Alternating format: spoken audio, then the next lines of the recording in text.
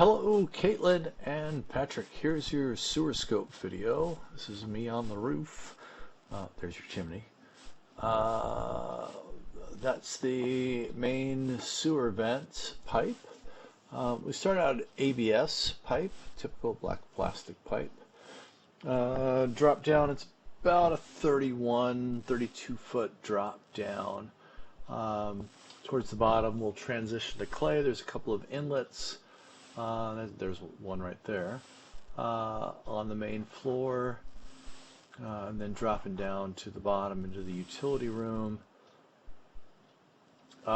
Pretty standard, pretty typical stuff right here. Nothing to worry about. Here's the transition to cast iron and another inlet right there.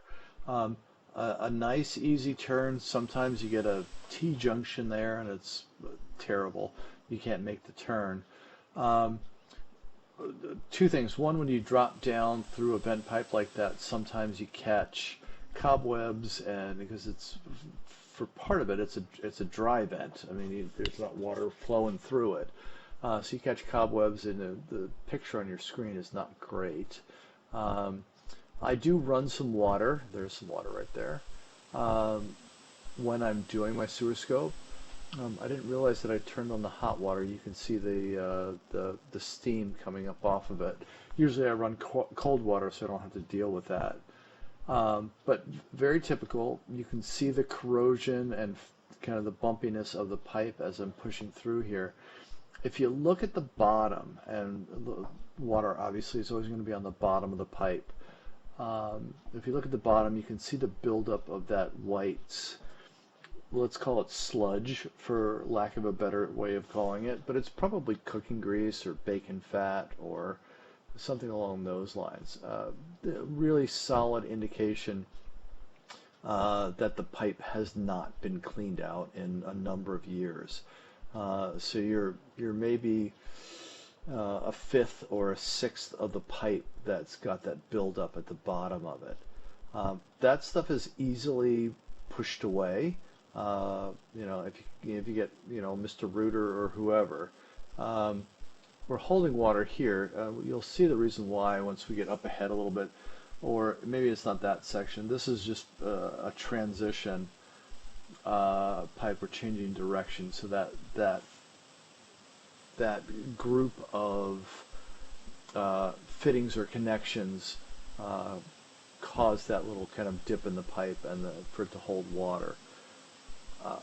If you haven't figured it out, I'm not using a self-leveling head here, so that's why the water is on the top of the pipe. There's nothing magical or mythical going on, defying gravity or anything like that. It's just a non-self-leveling head.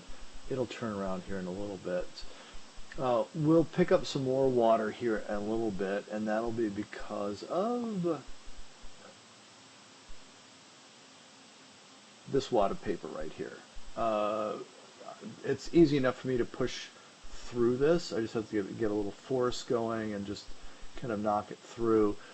On the return trip, I'll keep the camera rolling, and you'll see for the most part a lot of the water has dissipated. Again, that's kind of the nature of the beast when it comes to cast iron pipe, that it does tend to catch stuff and it does tend to build up. In an unoccupied home, when you're not running the clothes washer or the dishwasher or taking a tub or something like that, when there's not a high volume of water, it doesn't get pushed out very easily. Okay, you can just see right there on the right side of that blockage, you can see the clay pipe. My guess, and there's a hub right down there. You can see, if you look at like 3 o'clock on your screen or 4 o'clock, that's definitely a clay pipe connection. So my guess is, since we're 140 feet less the 32 foot drop down, my guess is that this is the drop to the city connection. We're transitioning from cast iron to clay. That's why those roots are coming through. There may be a bit of a lip or an offset, I can't really tell. My recommendation is going to be clean the pipe, it needs to be cleaned anyway, you know, just because of that buildup at the bottom throughout the entire length, but also to get rid of this mass of roots. If you don't, eventually the roots are going to just keep growing and block off the whole thing completely. They'll catch things, again, paper products and things like that, and dam up the whole works. What we don't want is any kind of a backup or anything like that into your house.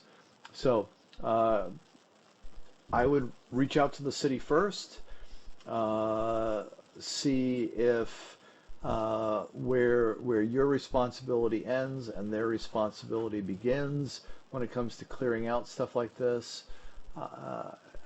But ultimately, this needs to get cleared out. I'll keep trying to push my way back and forth through there, and then I'll pull back all the way. It looks like I'm doing that now. Feel free to watch the return trip. Please reach out to me with any questions.